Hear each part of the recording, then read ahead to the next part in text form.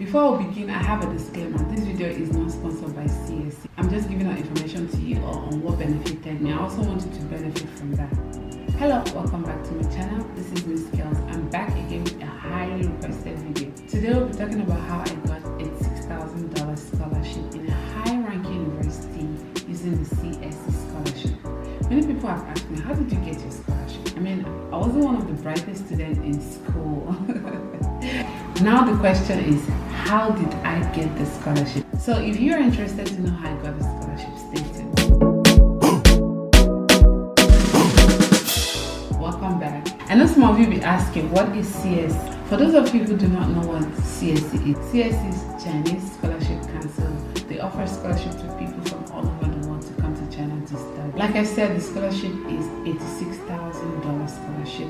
This is inclusive of accommodation, the school fees, the stipends, and everything. I also have another disclaimer. This money is not in my account. It wasn't given to me cash. It's inclusive of my school fees, my stipend, and my accommodation, and every other thing. Note that if you don't work hard, the school or the government have the right to terminate your scholarship.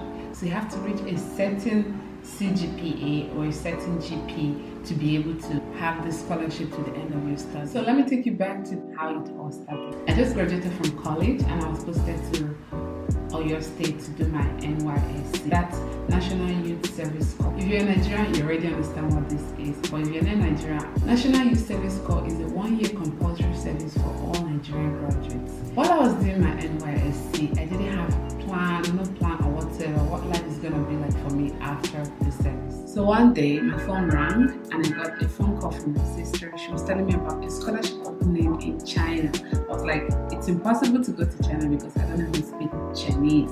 And she said, you don't have to speak Chinese to be able to get this scholarship. Just give it a try. I'm like, okay. I was very negative about the scholarship because I thought I would never get it. But I thought, okay, anyway, just send me the link. I'm going to check it out after. Then after some days, I thought about it and I decided to check out the website. Then I went to the website and I found out there are a lot of schools open for application. Then I decided to choose two schools, Peking University and Xiamen University. Peking University because it has a very high ranking in the world, and Xiamen University as well.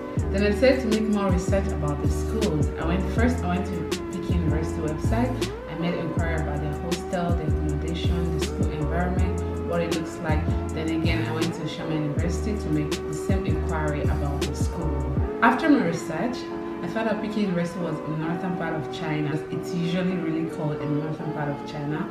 And then I decided to go for Xiamen University because it had the same quality and it's in the south. I could actually have chosen to apply to as many schools as I wanted to, but I just chose to apply one because I didn't have much money to pay for the application fee, even though it was just 400 RMB. I wasn't that rich then.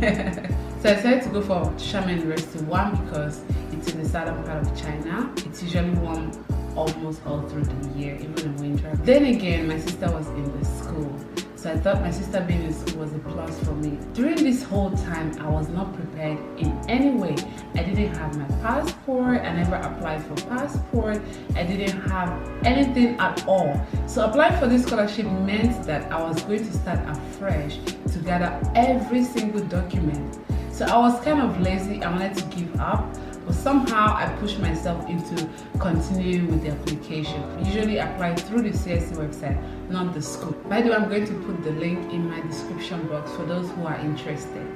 And again, if you want me to give you the steps of how to apply for this scholarship, let me know in the comment section so that I'll make a video about that. First, I went to the website to gather all the information. I recorded every detail of all the documents I'll be needing for the application, which included my passport to fill the form and so many other things. I wrote down all the requirements according to the importance.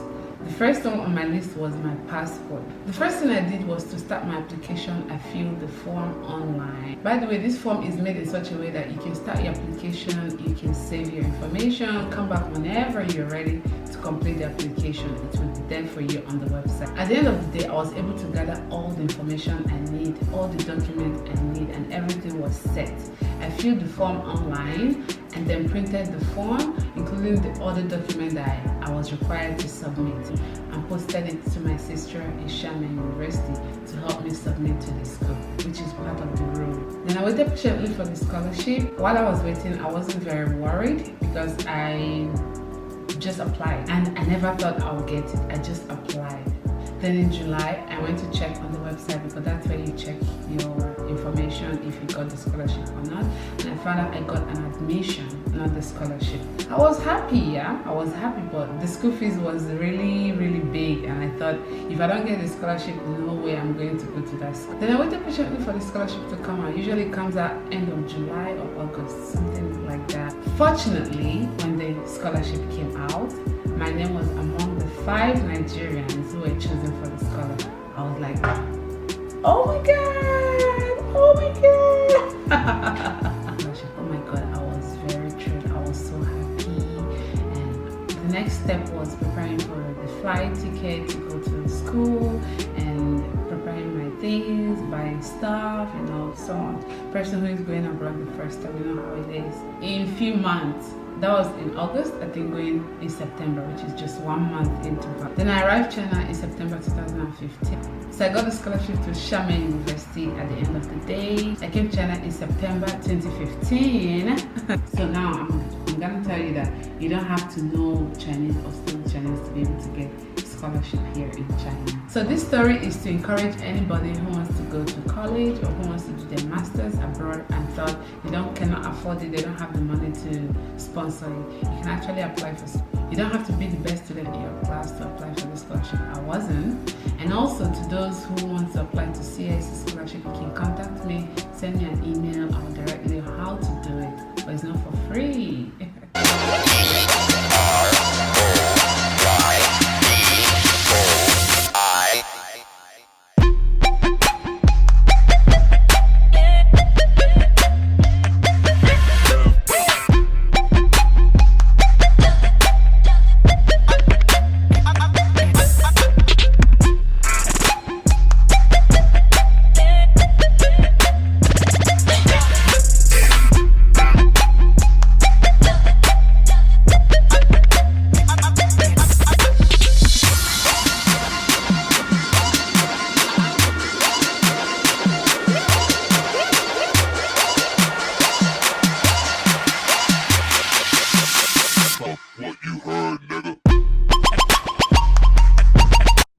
I hope you like this video. If you like it, give me a thumbs up and also subscribe if you are yet to. See you next time. Goodbye.